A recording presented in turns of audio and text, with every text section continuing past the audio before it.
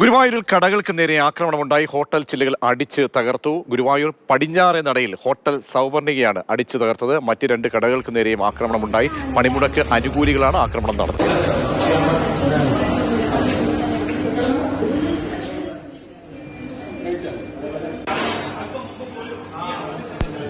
ഞങ്ങൾ ചാവിടിച്ച് ഇറങ്ങിയതാണ്. ഇറങ്ങുമ്പോൾ കുറച്ച് പേര് ഇവിടെ ഉണ്ടായിരുന്നു. ഭക്ഷണം കഴിക്കുന്നുണ്ടായിരുന്നു. അങ്ങോട്ട് ലോഡ്ജിലത്തെ ആൾക്കാരാണ്. അപ്പോൾ പ്രകടനം കണ്ടപ്പോൾ ഞാൻ തിരിച്ചു വന്നിട്ട് ക്ലോസ് ചെയ്യാൻ പറഞ്ഞു. ക്ലോസ് ചെയ്ത് ഞാൻ പോയി. അപ്പോഴത്തേക്കും ഈ ഗ്രൂപ്പ് വന്നിട്ട് തല്ലി തകർക്കുന്ന ആൾക്കാർ ഉടലും ആണ് ഉണ്ടായത്. ബാക്കി സ്പോട്ടിൽ സാധനങ്ങളെല്ലാം തല്ലി തകർത്തു. ഫ്രണ്ട് പാൻറ് അടച്ചിട്ടുണ്ടായിരുന്നു, അത് തള്ളി തകർത്തു. ആ മാർബിൾ വീണു. CCTV സിസ്റ്റം എല്ലാം ആണ് സംഭവിച്ചത്. MS ലിഷോയ് ചേരുന്നുണ്ട്. ലിഷോയ്, പണിമുടക്കിന്റെ പേരിലുള്ള പരാക്രമങ്ങൾ പലയിടത്തു നിന്നായി വരികയാണ്. അവിടെ എന്താണ് സംഭവിച്ചത്?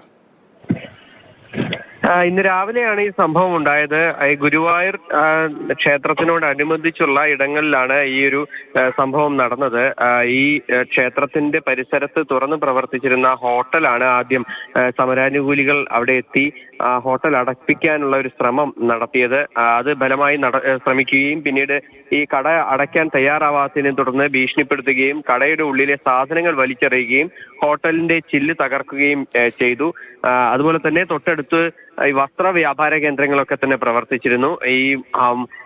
ഈ ക്ഷേത്രത്തിന്റെ കിഴക്കേ നടയിലും അതുപോലെ തന്നെ പടിഞ്ഞാറൻ നടയിലും ഒക്കെയുള്ള ഇടങ്ങളിൽ ഒരുപാടിടത്ത് ഇത്തരത്തിൽ ഈ കടകൾ, അതായത് വസ്ത്ര വ്യാപാര കടകളൊക്കെ പ്രവർത്തിച്ചിരുന്നു. ഈ സ്ഥലങ്ങളിൽ ഉൾപ്പെടെ സമരാനുകൂലികൾ എത്തി അവിടെ നിന്നും ബലമായി കടകൾ അടപ്പിക്കുകയും അതിനോടൊപ്പം തന്നെ അവിടെയുള്ള സാധന സാമഗ്രികളൊക്കെ വലിച്ചെറിയുകയും ചെയ്തു.